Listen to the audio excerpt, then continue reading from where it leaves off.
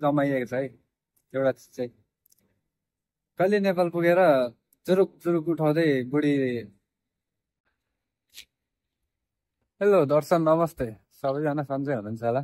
आज फेरि मेरो हातको भिडियो चिया भलक अझै आज चाहिँ मैले सधैँ खाइराख्ने चिया पसल ग्रोसरीको चिया खाने छु।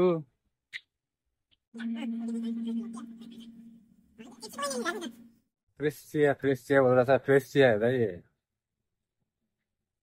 फ्रेश चिया ही होता है, थोड़ी ना वो दूसरा होता है। एक चिया दोनों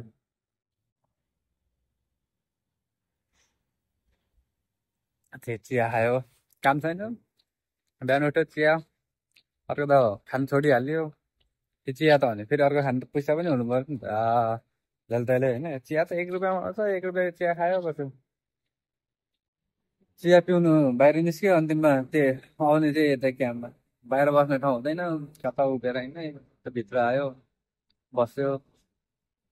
सो के सम्झ्यो भनेर के सम्झ्यो। कम टु दुबई भन्ने भिडियो हेरेर सुनेर दुबई छिरेको, केही प्रगति गर्न सकिएन। न पैसा कमाउन सक्यो, न जमाउन सक्यो। भन्दा जमाउनु चाहिँ जमाइएको छ है एउटा चिज चाहिँ। कहिले नेपाल पुगेर जुरुक जुरुक उठाउँदै बुढी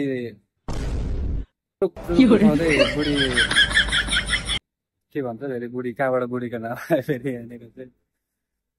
नेपालमा हुँदाखेरि ढुङ्गा मुढाको काम गर्ने बानी, पलको कामै हुँदैन। यहाँ कुद्ने चाहिँ कुद्दी काम गर्नु चाहिँ भिड भएको बेला। अनि कहिले नेपाल पुगेर ढुङ्गा मुढा उठाउँदै जुरुक जुरुक उठाउँदै क्या अब बल प्रयोग गरौँ जस्तो भइरहेको छ क्या। जमाएको भनेको त्यही हो। कहाँबाट बिचमा फेरि बुढी भन्ने शब्द आएछ, फेरि बुढीले मार्छ।